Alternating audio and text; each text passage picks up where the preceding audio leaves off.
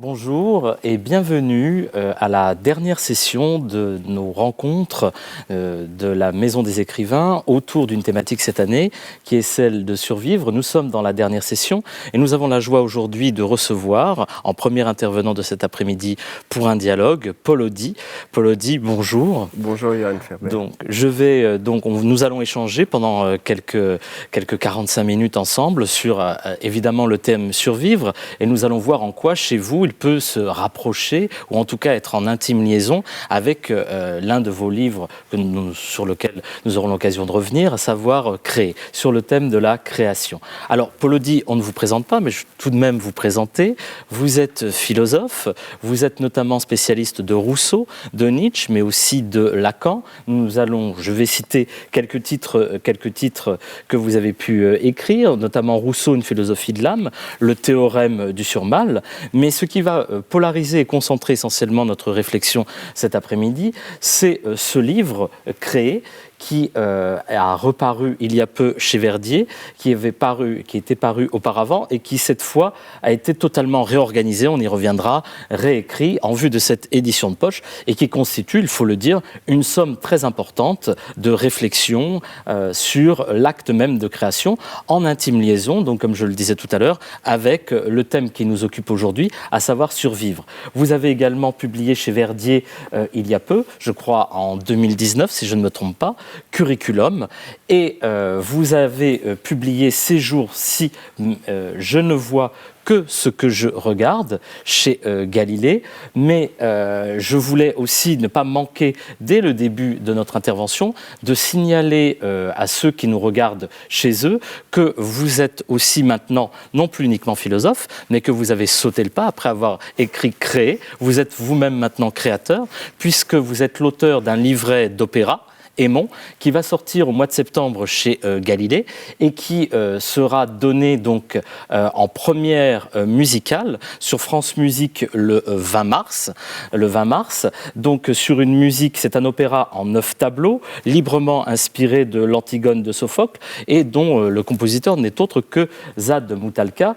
On ne sait pas comment occuper nos soirées de confinement qui sont bien longues et moi je vous conseille d'écouter cet opéra qui ne manquera pas d'être spectaculaire, donc le 20 mars sur France Musique. Alors après, on reviendra je pense sur Aimons et sur comment justement vous êtes passé de la philosophie à la création, parce qu'il me semble que ce geste est rare et qu'il implique toute une série de réflexions qui vont nous intéresser plus particulièrement aujourd'hui. Alors, moi, je voudrais commencer par vous poser une question. Alors certes, nous en sommes à la 3e journée de nos réflexions que nous avons nourries sur survivre, mais il m'a semblé, à la lecture de Créer, dès l'introduction, vous parlez immédiatement, sans attendre, de la survie. La survie est quelque chose de vital, de viscéral, et au lieu de parler de création, immédiatement, vous parlez de survie. Alors, ma première question, elle paraît un peu candide, mais elle me paraît nécessaire. Qu'est-ce que vous entendez par survivre et que faut-il entendre par survivre, Paul Audy ? Je vais vous répondre d'abord, en philosophe, c'est-à-dire essayer de cerner la question de la survie, qui me paraît aller dans 3 directions d'emblée. D'abord, il y a la survie qui signifie le survivre à la mort, continuer à vivre malgré tout, et surtout malgré l'arrêt de la mort, malgré la menace de la mort. Survivre veut dire vivre en sursis, dans ce cas-là. Vivre en sursis, être suspendu à une échéance grave, vitale et mortelle. Et on peut dire qu'au fond, toute vie et survie, comme l'avait bien vu Jacques Derrida, parce que toute vie se vit à l'horizon de la mort. Et donc qu'une vie est véritablement survivante à elle-même dans son processus même de vie. Alors, c'est un des sens du mot survie, mais dans ce sens-là, avec ce malgré que j'ai voulu souligner, je pense qu'on prend la mesure du fait que la vie se joue entre deux catégories, antagonistes au premier abord, le possible et l'impossible. La vie fait l'épreuve de l'impossible, elle fait l'épreuve de quelque chose qui n'est plus possible, et le sens que l'on veut donner à la survivance est lié aussi au sens que l'on donnera à cet impossible-là. Il y a un deuxième sens de la survie qui est le sens religieux, qui est de survivre, de vivre après la mort. Donc, non pas dans l'horizon d'une mort à venir, mais une fois la mort arrivée, il y a un processus de survie possible, éventuel, mais dont on ne sait rien et qui est essentiellement suspendu à une foi, à une croyance en un au-delà de la vie. Et puis, je dirais qu'il y a un troisième sens, et c'est le sens que j'ai employé au début de créer, où je cherche à faire résonner le préfixe du verbe survivre en un autre sens que le simple sur au sens du méta-grec, si vous voulez, après. C'est au-dessus. En quelque sorte, survivre aurait un sens éminemment positif, puisqu'il s'agit d'une super-vie, non pas d'une sous-vie qui serait celle qui serait constamment conditionnée par l'échéance de la mort, mais au contraire, une vie qui vit en quelque sorte au-dessus de ses propres moyens. Et c'est dans cette vie qui se vit au-dessus de ses propres moyens que j'ai essayé d'inscrire le geste créateur comme celui qui vise justement à cet accroissement de vie possible et qui, pour pouvoir s'accroître, fait aussi l'épreuve de l'impossible. Il n'y a pas un seul créateur qui ne part pas justement de l'épreuve de l'impossible, qui se traduit de mille et une manières, et qui se traduit en mots aussi de mille et une manières, mais qui constitue en quelque sorte l'horizon ou le mur auquel s'adosse le geste créateur pour pouvoir aller de l'avant. Et dans cette super-vie de la survie, je dirais qu'on pourrait dire qu'il s'agit, quand on crée, de chercher à vivre plus afin de vivre mieux, afin de sortir d'un insoutenable, d'un insupportable, d'un impossible à vivre, mais au nom de quelque chose qui requiert la vie elle-même et qui lui demande à elle d'apporter la solution à cette difficulté de vivre. Alors, quand je vous écoute, me vient spontanément l'image, effectivement, de vous parler d'un accroissement de vie, d'une super vie. Finalement, la création ferait accéder non pas à une vie supérieure, j'ai l'impression, mais à une vie qui serait comme retranchée, en fait, auquel le créateur, sans la création, n'aurait pas accès. Et lorsque je vous entends parler, j'ai spontanément à l'esprit, alors vous évoquez parmi une multitude d'exemples, parce que Créer est un livre très très riche, c'est vraiment, je dirais, maintenant que nous savons que vous êtes créateur, on voit vraiment que c'est un livre de créateur, c'est pour ça qu'il y a un caractère éminemment vivant et souple à Créer. Je pense spontanément à l'exemple de Van Gogh, que vous sollicitez dans le livre. On peut dire quand même que ça s'est très mal terminé pour Van Gogh. Vous parlez d'une vie effectivement portée jusqu'à l'impossible. Qu'est-ce qui fait qu'à un moment, la création ne permet pas ni de survivre, au sens premier que vous évoquiez à l'instant, ni de supervivre? Qu'est-ce qui constitue le point de cassure où la survie, finalement, peut prendre le pas sur la création? Il est très difficile de répondre à cette question de manière générale. Je crois que c'est impossible de répondre en essayant de dégager une loi. Il n'y a pas de loi, il y a simplement le poids de l'effort, du parcours de vie, du cours de la vie, comme dit Hölderlin, qui fait que l'arc peut se briser effectivement à tout moment. Quand on essaye d'accroître les possibilités, au fond, si vous voulez, l'épreuve de l'impossible, c'est celle du désespoir au sens de Kierkegaard. C'est le désespéré qui dit « du possible, sinon j'étouffe » et qui est face à cette difficulté de respirer, à cette difficulté de faire battre son cœur au-delà de ses possibilités présentes et qui fait qu'il cherche un surcroît de possibilités, donc un accroissement de ses propres pouvoirs, pouvoir d'imaginer, de sentir, de penser, pouvoir aussi de sortir d'une vie qui est limitée par la contrainte et la loi de la nécessité. Donc c'est face à cela, si vous voulez, que l'âme peut se briser, parce que l'effort est immense. Mais je dirais que plus important, si vous voulez, qu'une victoire sur la difficulté de soutenir un tel effort, il y a précisément la volonté d'embrasser l'effort lui-même et de faire en sorte que de cet effort sorte quelque chose. C'est ce qui est arrivé à Van Gogh, évidemment. Et l'œuvre est absolument considérable.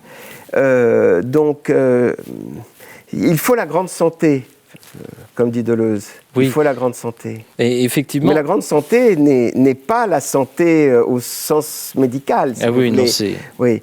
Il y a juste un désir véhément. Et je dirais que les conditions de la survie, en fait, impliquent deux conséquences. Elles sont... la première conséquence est que celui qui est en régime de survie est amené à vivre tous ses désirs comme des besoins. Comme des besoins. C'est-à-dire comme quelque chose d'exigeant et d'impératif. Comme quelque chose d'absolument vital. N'importe quel désir prend en régime de survie ce caractère-là. Et c'est pour cela que la parole même du Créateur, qui est dans cette nécessité d'aller au-dessus, au-delà de ce que la vie quotidienne lui fait subir, c'est pour cela que il est pris par une urgence absolue, une sorte de nécessité intérieure, comme dit Kandinsky, qui fait qu'il n'a pas d'autre choix que d'oser la création. D'oser la création comme justement cet apport d'air, cet appel d'air nécessaire sans lequel justement il n'a plus qu'à étouffer. Alors ça, c'est une des premières conditions. Tous les désirs sont vécus sur le mode du besoin. Mais il y a aussi une autre conséquence qui est aussi importante que la première. Il y a le fait que le manque d'être ou le manque à être, qui est au principe même du désir lui-même, fait, comme le dit Sartre, et il le montre très bien dans L'idiot de la famille au sujet de Flaubert, fait que l'individu, dans ce régime d'exception qu'est la survie, énonce un droit fondamental sur les autres êtres humains. C'est-à-dire que son désir, devenant besoin, réclame quelque chose aux autres, réclame les conditions à partir desquelles ce besoin sera assouvi. Et c'est en ce sens-là qu'il y a un appel au monde dans la survie. Il n'y a pas juste une affaire entre soi et soi-même. Il s'agit en quelque sorte de peser ou de faire en sorte que le besoin que j'éprouve soit projeté sur le monde et qu'il soit celui du monde lui-même. Alors, on l'a bien vu, au moment de la pandémie, on n'a jamais entendu autant de discours qui essayaient de dessiner les contours du monde d'après et de grands discours sur la réforme et sur la reformulation de notre être au monde. Ça a été un des sujets les plus frappants, d'emblée. Parce que justement, les conditions de la survie exigent que cette survie aille au-delà de la question individuelle. Et en ce sens-là, l'éthique que suscite l'expérience de la survie, c'est-à-dire que faire de bon pour moi, rejoint une autre question, et l'articulation de l'éthique et de la politique. Et donc, il n'y a pas d'écrivain qui n'ait éprouvé cela au cœur même de son travail. Il n'y a aucun artiste qui n'ait éprouvé cela au cœur même de son travail. Qu'il le dise ou non, ça n'a aucune importance. Il le sait. Il le sait. C'est là où lui-même se situe. Et dans ce qu'on entend, de ce que vous dites, je retiens deux éléments autour desquels d'ailleurs s'articule Créer, c'est-à-dire tout d'abord le geste créateur comme une protestation de survie. C'est d'ailleurs la définition que vous donnez dès le début, qu'une protestation de survie, c'est-à-dire une manière de lutte. Alors j'aurais aimé vous demander contre quoi finalement l'artiste, en tout cas celui qui entend créer, lutte pour justement échapper à cette vie. Quels sont les obstacles qu'il rencontre ? Il rencontre de très nombreux obstacles, mais là aussi, vous voyez, on ne peut pas répondre par une loi générale.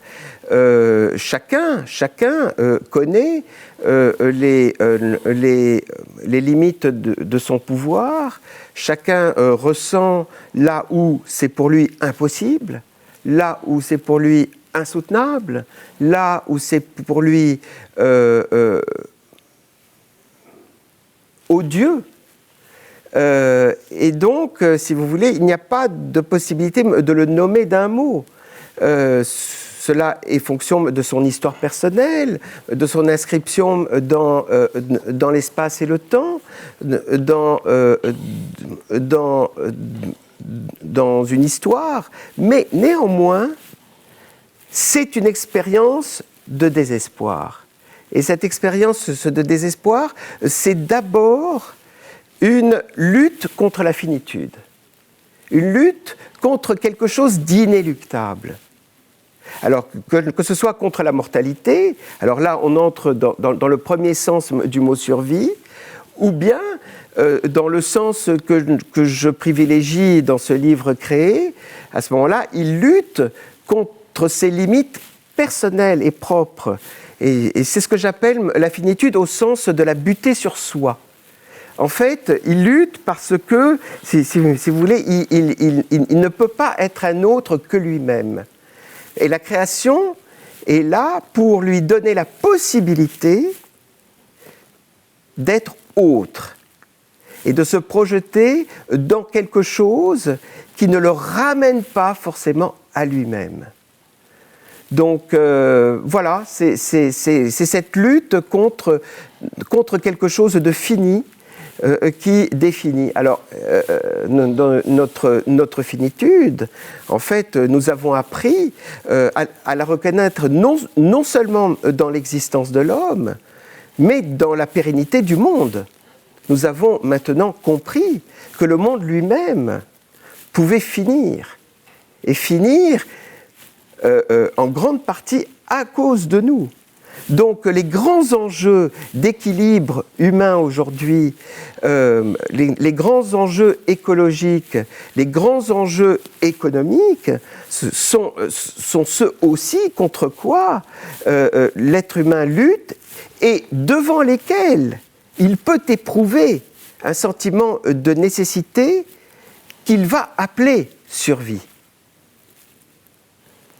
Et précisément cette double postulation que vous ne cessez d'articuler entre d'une part la création et la nécessité, pour le dire très vite ici, existentielle liée à l'acte créateur, vous avez choisi, à partir de créer justement, d'inventer un mot, de forger un concept nouveau, esthétique, c'est-à-dire éthique, c'est-à-dire ce qui mêle l'esthétique et l'éthique. Est-ce que vous seriez d'accord avec la définition suivante de votre esthétique comme une puissance d'intensité ?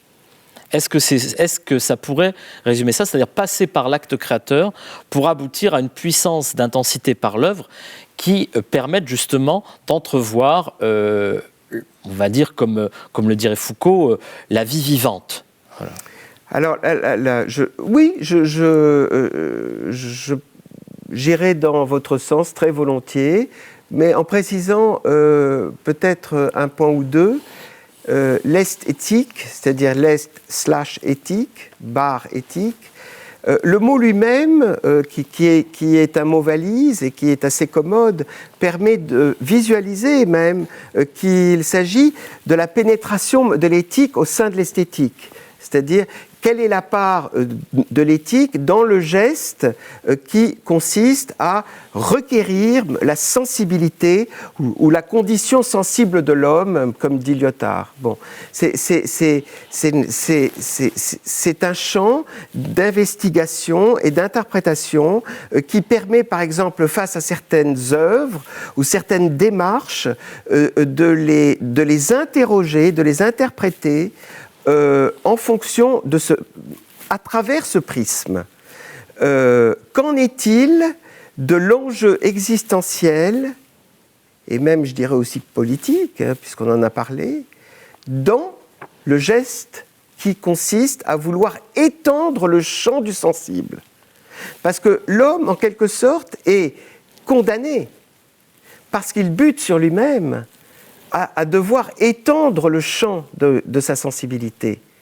Et étendre le champ de sa sensibilité, c'est à la fois mieux sentir, mieux imaginer, mieux penser, plus penser, comprendre davantage, embrasser quelque chose de plus grand encore, quelque chose qui lui échappe encore, mais qui, grâce à certaines réalisations humaines, donne à l'homme la possibilité de se saisir de cet accroissement-là.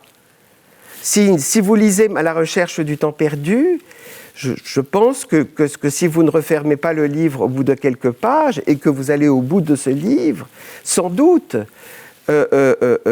acquérez-vous un degré d'intensité supérieur pour sentir, imaginer et comprendre le monde. Bien. Eh bien, c'est exactement ce qui se passe, et donc c'est en ce sens-là que j'approuve votre définition, qui est un processus d'intensification. Mais c'est un processus d'intensification à la condition que ce soit d'abord un processus de subjectivation, c'est-à-dire où l'on s'empare de quelque chose qui nous est donné et qu'on l'intériorise et qu'on l'approfondisse. Bien sûr. Et on parle depuis tout à l'heure de survie, de survivre et d'intensification. Je voulais revenir un peu en arrière sur, encore une fois, cette introduction et cette formule que vous avez là où nous sommes pour débuter. Et vous dites dans Là où nous sommes, en fait, vous partez du constat d'une époque marquée par le sceau du désastre, ou ce que vous appelez le nihilisme de notre temps, et auquel l'acte créateur se doit de survivre, enfin, comme vous l'avez dit, à chaque fois de manière singulière, c'est-à-dire c'est un acte qui à chaque fois est singulier. Mais qu'est-ce que vous nommez le nihilisme de notre temps ? Qu'est-ce que vous nommez qu'est-ce qui pourrait fonder ce désastre auquel on doit échapper ? Qu'est-ce qui le fonde ? Qu'est-ce qui le fonde ? Alors, ce qui le fonde, c'est tout un rapport au monde que l'homme occidental a développé et qui a fait que Nietzsche, par exemple, y a reconnu le trait de civilisation particulier qu'il a appelé nihilisme, qui repose pour lui sur plusieurs facteurs. Bon, il le voit à partir de sa propre philosophie comme l'effondrement des valeurs existantes, qui est un moyen pour lui de réévaluer ou de transvaluer l'ensemble des valeurs effondrées. Bon. Mais le nihilisme entre dans l'homme dès lors que l'homme est fatigué de lui-même, dès lors qu'il ne croit plus en ses propres possibilités, dès lors qu'il récuse, si vous voulez, cet aphorisme de Kafka auquel je tiens énormément et que j'ai souvent cité dans mes livres, qui est dans le duel entre le monde et toi, assiste le monde. Quand il refuse d'assister le monde parce qu'il n'y croit plus, parce qu'il n'y voit plus le lieu de son propre épanouissement. Eh bien, vous voyez, face à la destruction, par exemple, à laquelle on assiste de la nature, face à la folie de l'urbanité ou de l'urbanisation du monde aujourd'hui et plein d'autres phénomènes le révèlent tout autant, eh bien on peut dire que ce régime de nihilisme, qui est le refus d'assistance au monde, c'est-à-dire refus de voir qu'il faut venir en aide au monde, hein, c'est ça aujourd'hui la forme du nihilisme qui nous étreint, oui, je pense. Et je voudrais enchaîner, puisqu'on l'a dit tout à l'heure, vous êtes maintenant créateur, vous avez passé, on va dire, comme on dit communément, de l'autre côté. Et qu'est-ce qui vous a décidé, vous, quelle a été votre, puisque on peut en parler comme ça, quelle a été votre nécessité intérieure de passer précisément d'une philosophie de la création à l'acte créateur lui-même? Je voudrais vous citer à propos de la nécessité de créer. Vous dites « Il faut créer au sens de ce qui est requis par la vie pour qu'elle vive, pour qu'elle puisse continuer de vivre et prendre plaisir à vivre, pour qu'elle se réjouisse de la puissance d'agir qu'elle est, et ainsi persister dans son être. » Alors, vous êtes l'auteur du livret Aimons, qui, j'en ai parlé tout à l'heure, aura sa première musicale sur France Musique et sa création mondiale dans quelques années. Le contexte de la pandémie ayant décalé malheureusement le calendrier. Qu'est-ce qui vous a poussé, vous, à créer ? Alors, écoutez, je serai moins sévère que vous au sujet de la philosophie elle-même, parce que je l'ai toujours considérée comme un champ de création à part entière. Donc, en étant philosophe, je me suis strictement... je me suis exposé, si vous voulez, aux mêmes conditions que celles que vous décrivez avec cette citation. Philosopher, c'est ça aussi.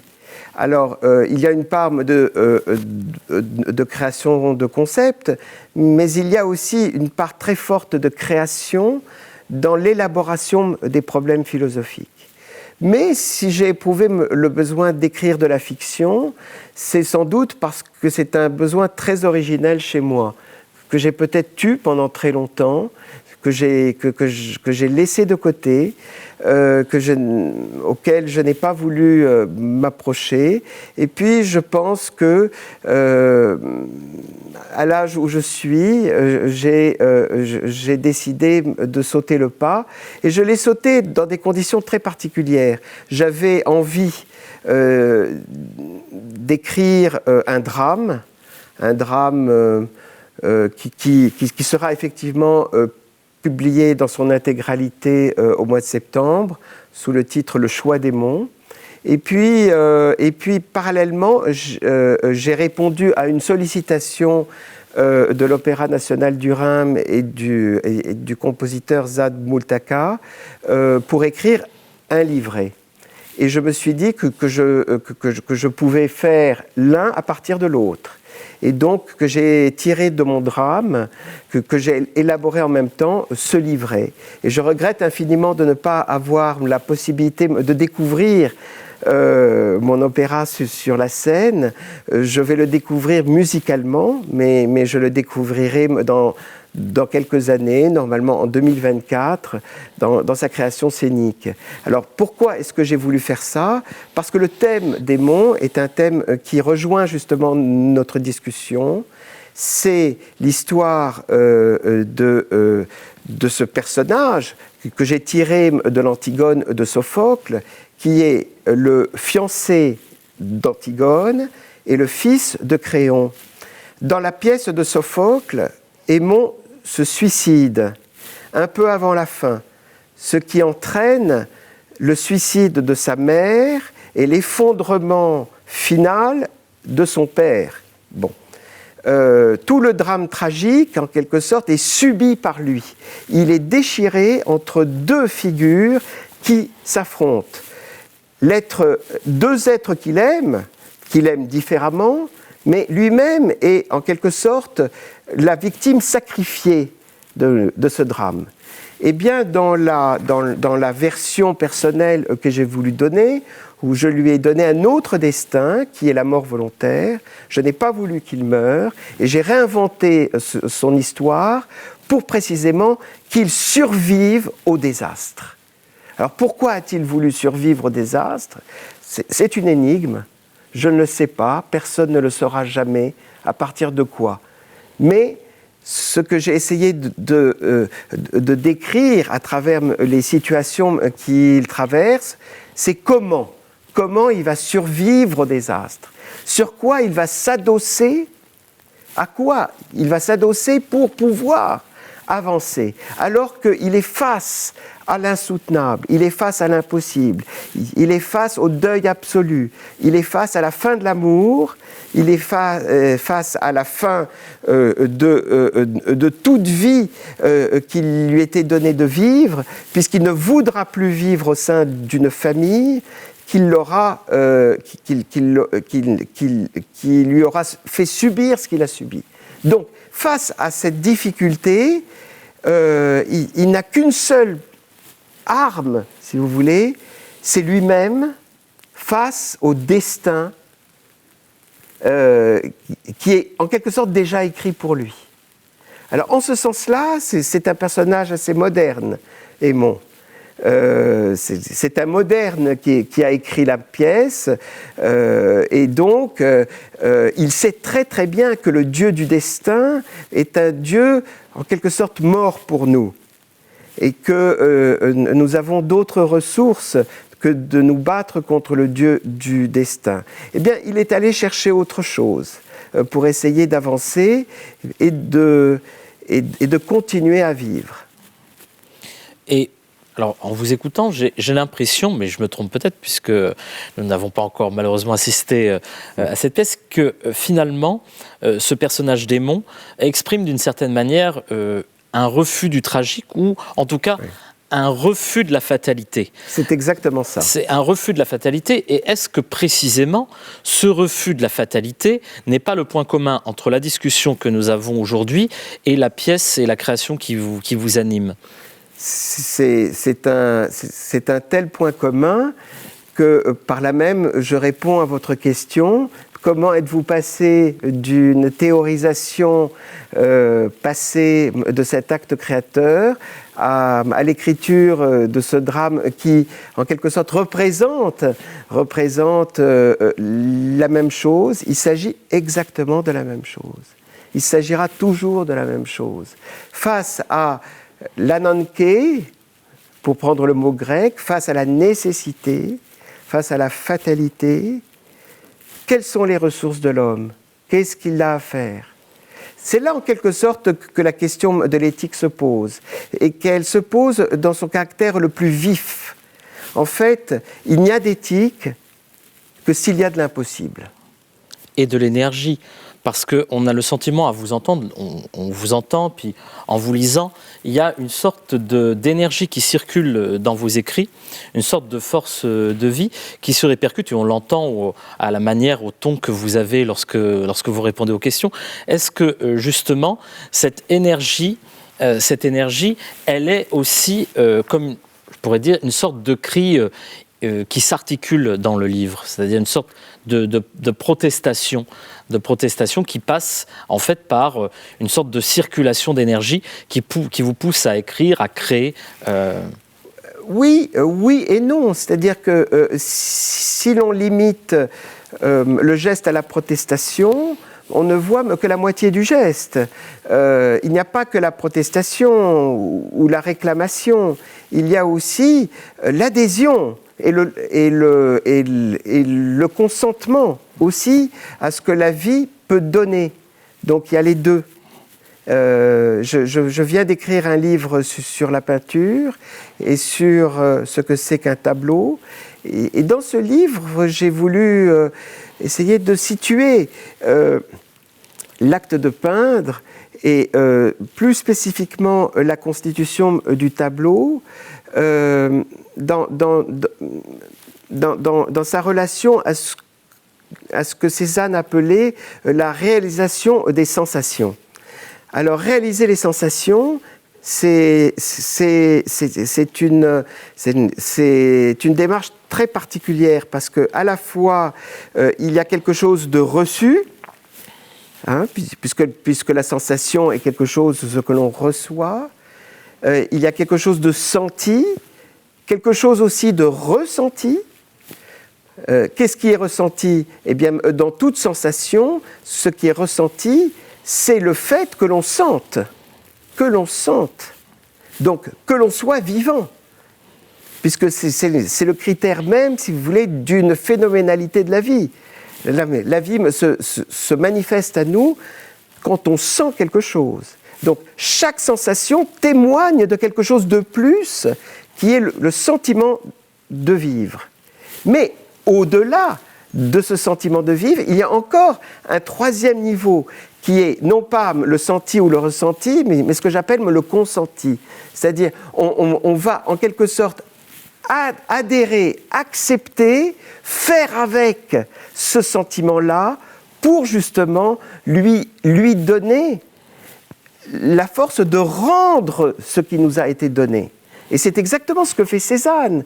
Quand il est face à la montagne Sainte-Victoire, il a des sensations. Il a des sensations qui le portent justement à restituer au visible quelque chose qui était d'emblée de l'ordre de l'invisible, puisque nul ne voit des sensations, mais que la sensation est en quelque sorte traverse l'ensemble de la sensibilité. Eh bien, voilà ce que fait Cézanne. Donc il y a à la fois la protestation peut-être, mais il y a aussi l'attestation, pour reprendre le même radical. Hein ?